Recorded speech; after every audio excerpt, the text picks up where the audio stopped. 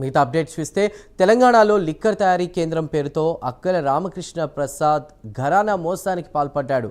Beverages గోదాం, పబ్బులు, liquor లైసెన్సులు ఇప్పిస్తామంటూ కోట్లు వసూలు చేశాడు. ఆస్ట్రేలియా సిటిజన్ అంటూ కూడా హైదరాబాద్లో పలువురు వ్యాపారులతో పరిచయం ఏర్పాటు చేసుకుని బురిడి కొట్టించాడు.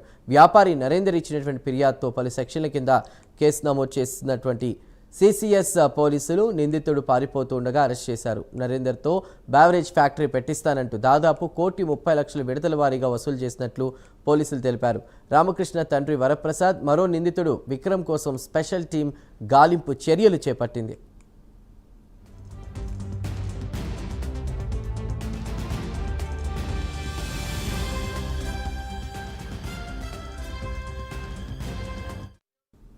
నిందితుడు రామకృష్ణపై ఆస్ట్రేలియాలో అనేక చీటింగ్ కేసులు నమోదయ్యాయని, జైలు జీవితం గడిపినట్లు పోలీసులు తెలిపారు. విలాసవంతమైన జీవితానికి అలవాటు పడ్డ రామకృష్ణ వ్యాపారవేత్తలను టార్గెట్గా చేసి కోట్లాది రూపాయలు వసూలు చేస్తున్నట్లు కూడా చెప్పారు.